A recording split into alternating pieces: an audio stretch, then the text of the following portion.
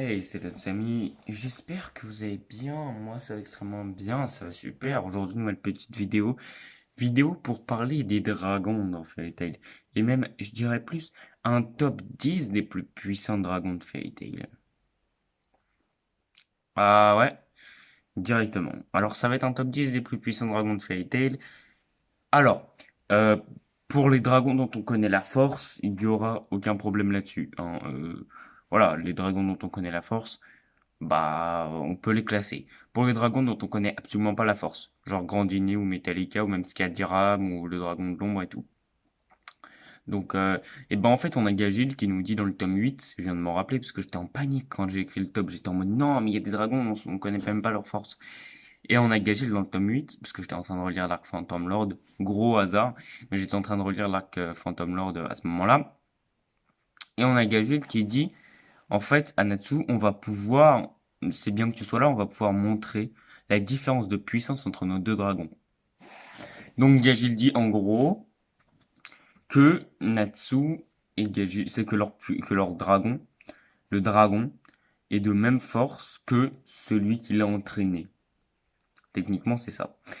Donc voilà. Bon, je suis pas trop sûr de cette explication, mais on va prendre cette explication, c'est-à-dire que les dragons sont de même force que les personnes qu'ils ont entraînées. En forme de base, évidemment. Il y a un Dragon Force aussi. Donc, bah c'est parti. Tout de suite. Let's go. Ouais, c'est parti. On attend plus. Et en dixième, c'est deux personnages qui se partagent la même place, Atlas Flamme et Grandinet. Alors oui, j'ai mis Atlas Flamme et Grandinet à la même position, car je ne savais pas vraiment lequel était le plus fort, étant donné que Atlas Flamme est certes d'une puissance extrême, mais Grandinet c'est quand même le dragon céleste, j'ai envie de dire. Le dragon surpuissant, le dragon céleste. Donc en vrai, je les ai mis à la même position. Je dirais que est peut-être un peu plus puissante que Atlas Flamme, parce que c'est quand même le dragon céleste, encore une fois, je précise. Mais Atlas Flamme, c'est un monstre de puissance. C'est quand même. Voilà, bon, certes, il s'est fait écraser par Natsu, enfin, quand il a vu que c'était le fils, entre parenthèses, d'Ignia, entre guillemets, pardon, que c'était le fils d'Ignia. Il s'est fait écraser, quoi. Mais il est quand même d'une force extrême. Je vous rappelle que rien que son apparition, rien que de son apparition, ça a fait fondre toute la glace de Silver. Alors que la glace de Silver, mon dieu, qu'est-ce qu'elle est puissante, qu'est-ce qu'elle est solide. Et ça a fait fondre toute la glace de Silver, juste, il a rien fait, hein, il est juste apparu, bam, ça a fait fondre toute la glace de Silver. Donc, c'est un monstre. C'est tout ce que j'ai à dire, c'est que c'est un monstre. Donc voilà. Pour Grandinet, bah, elle est super puissante, hein. On n'a pas vu sa force non plus, on ne l'a pas vu se battre, mais c'est le dragon céleste. Et comme j'ai dit avant, vu qu'on dit que les dragons sont de même force que ceux qu'ils ont entraînés en Dragon Force, bah Wendy c'est loin d'être la plus puissante, donc Grandinet se retrouve malheureusement qu'en dixième position. Alors, en neuvième position, on a le dragon de la lumière. Alors je sais plus comment il s'appelle West Lorda ou un truc comme ça, bref, je sais plus comment il s'appelle, mais on a le dragon de la lumière. Donc le dragon de Rogue. Alors, de Rogue de Sting, pardon. Alors, je l'ai mis à la neuvième parce que pour moi, Sting est un peu moins fort que Rogue, ça on va reparler. Mais c'est quand même le dragon de la lumière. C'est quand même un monstre. Il a l'air vieux d'ailleurs. Il est vieux même. On voit qu'il a la barbe, qu'il a les cornes un petit peu en bois et tout. Et il est ultra fort. Alors on l'a pas vu se battre non plus. Mais vu que Sting est plus puissant que Wendy, on peut donc dire largement que le dragon de l'ombre est plus puissant que Grandinet. Et le dragon de la lumière est plus puissant que Grandinet. Je sais plus même plus comment il s'appelle, mais bref. Donc ouais, il est ultra fort, même si on l'a jamais vu se battre, on peut le dire, puisque c'est quand même celui qui a entraîné Sting. Et voilà. Donc en neuvième position, le dragon de la lumière. Je pense que c'est une très bonne position pour lui, bien encore une fois, je le dis, on l'a jamais vu se battre. Mais voilà. Et en huitième position, on a Skadram. Alors pour moi, Rogue, encore une fois, est un petit peu plus puissant que Sting, hein. Même si tu mets Sting et Rogue en forme de base, Rogue le bat.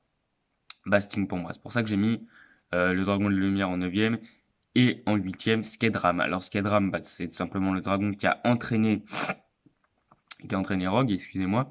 C'est le dragon qui a entraîné Rogue et on l'a jamais vu se battre non plus, hein. Techniquement, on l'a jamais vu se battre, mais il est aussi d'une puissance extrême puisqu'il est plus fort que le dragon de la lumière techniquement. Et donc, bah voilà, il est trop fort. Il est trop fort et il mérite sa huitième place. Tout simplement. Donc, en huitième, on met tout simplement notre cher ami Skadram. Voilà. Bien qu'on l'ait jamais vu se battre, encore une fois de plus. Mais je m'en fous. On le met en huitième.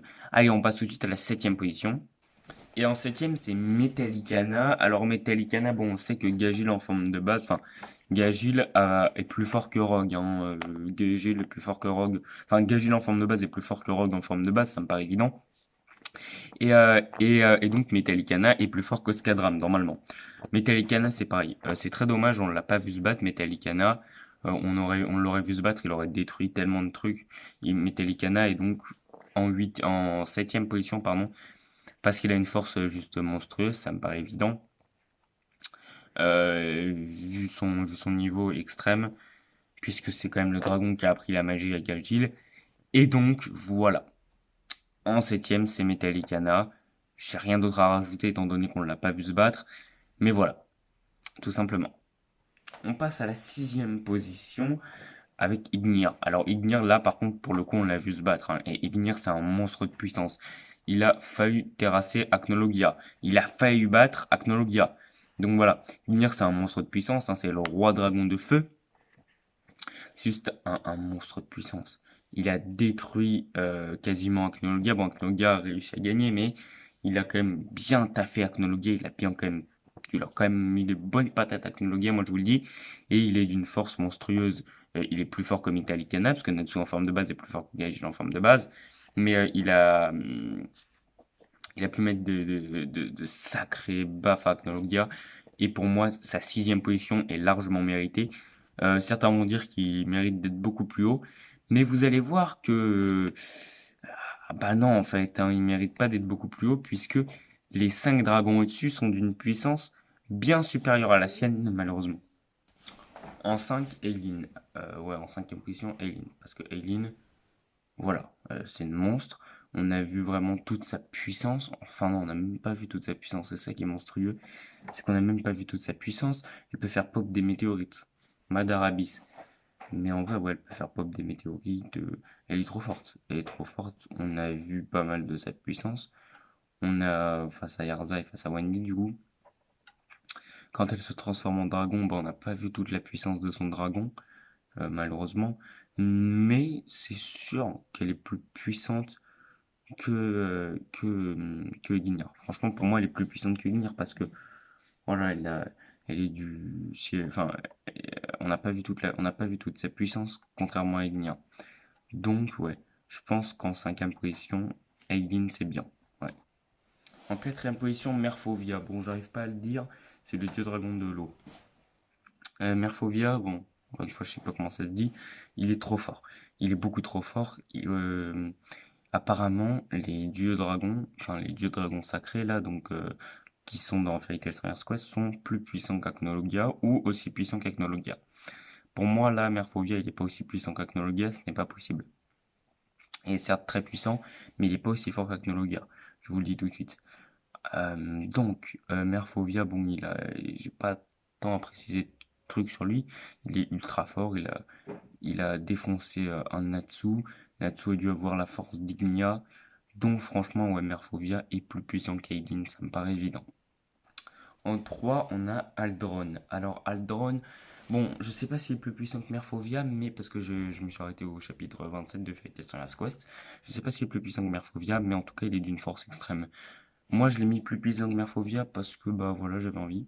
Et pour faire un top 10 aussi. Ouais, aussi pour faire un top 10 parce que sinon, c'était un top 9, c'est pas très ouf. Bref, donc, ouais, Aldron, peut-être qu'il va être plus fort que Merfovia, peut-être qu'il va être moins fort. En tout cas, ils sont censés être à peu près de même force, les dieux dragons sacrés. Ils sont censés être à peu près de même force. Donc, peut-être qu'il va être un peu plus fort, peut-être qu'il va être un peu moins fort, je sais pas. Mais, en tout cas, j'ai décidé de mettre Aldron en troisième. Je fais ce que je veux. En 2, on a Acnologia. Alors oui, certains vont être en mode quoi? Acnologia en deuxième? What the fuck? Comment c'est possible? T'as mis Acnologia en deuxième? Trop bizarre et tout. Normalement, il doit être premier.